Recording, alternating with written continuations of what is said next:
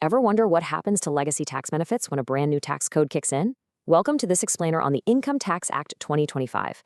Whether you're a chartered accountant, a tax professional, a student, or a business owner, getting home loan interest deductions right is absolutely crucial for accurate compliance. So today, we're going to decode Section 130.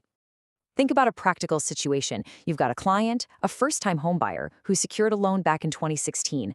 How exactly do you maximize their tax relief under this completely new legislative framework? The rules have been reorganized under the new act, and as professionals, we need to know exactly how to seamlessly map those historical loans to current filings. To get us there, we'll quickly run through the introduction to Section 130, the key conditions, a practical case study, compliance and documentation, some common pitfalls, and wrap up with key takeaways. All right, let's jump straight into Part 1, Introduction to Section 130. Now, you'll probably recognize that Section 130 of the 2025 Act basically carries the torch from the old Section 80E under the Income Tax Act, 1961, but it does so within a much more streamlined structure. Before we dive into the math, you need to understand a massive structural shift here. That old, confusing dual-year concept from the 1961 Act, where you were always juggling previous year and assessment year, is completely gone. The 2025 Act introduces a single, unified tax year.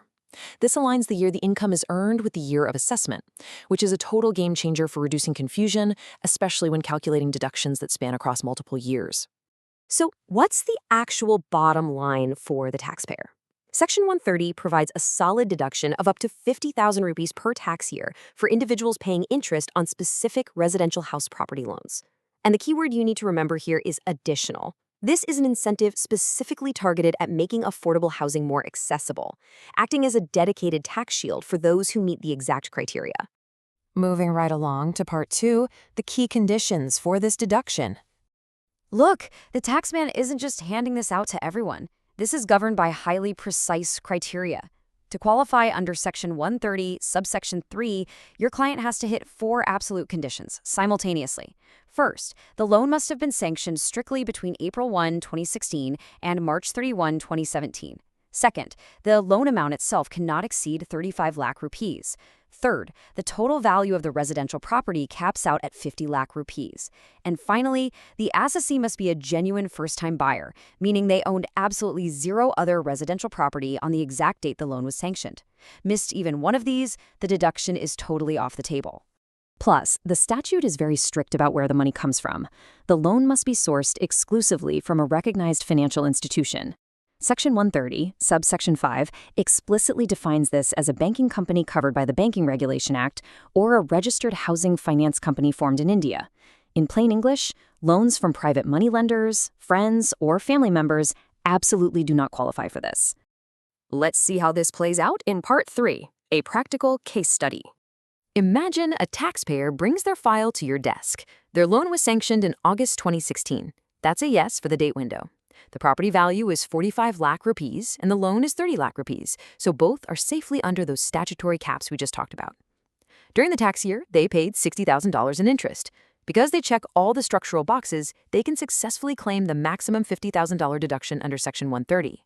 However, that remaining $10,000 of interest paid, that cannot be claimed under this specific section because the ceiling is locked in at $50,000. Next up, Part 4, Compliance and Documentation. We all know theory is great, but compliance is where the rubber meets the road. The Income Tax Rules 2026 are very clear about maintaining proper records. As tax professionals, you need to ensure a strict 3-step workflow. Step 1, always obtain the official annual interest certificate directly from the bank or housing finance company. Step 2, cross-verify the original loan sanction letter to prove the date and the exact property valuation. Step 3, make the claim accurately in the correct tax year filing. Creating this documented audit trail is your primary safeguard against any future scrutiny or disallowances by the department. Let's pivot to Part 5, Common Issues and Pitfalls. Even seasoned professionals can trip up when transitioning between frameworks and overlapping sections. The absolute biggest trap, double dipping. Section 130, subsection 4 explicitly states that if interest is claimed under this section, that exact same amount cannot be claimed again under Section 22, which covers income from house property, or under literally any other provision of the Act for the same or any other tax year. You absolutely have to bifurcate your interest claims clearly. Also, a quick heads up on a common transitional issue. When you're mapping these old 2016 loans to current filings, remember the FAQ guidance issued by the department. The transition from the old assessment year to the new tax year is totally seamless. There are no missing gap years.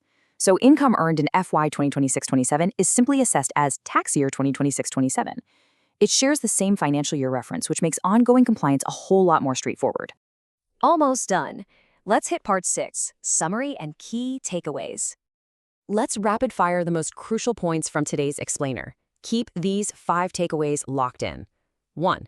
Section 130 provides a $50,000 maximum deduction.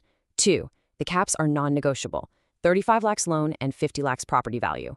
3. The sanction window is permanently locked to FY 2016-17. 4. There is an absolute prohibition on claiming the same interest twice across different sections. And 5. Everything now operates seamlessly under the new simplified tax year terminology. These are the statutory boundaries of Section 130, and they're essential for accurate computations. As the 2025 Act really settles into practice, it does leave us with an interesting question. How might future tax codes evolve to further incentivize affordable housing in the years to come? Thank you for watching. Please like, subscribe, and share.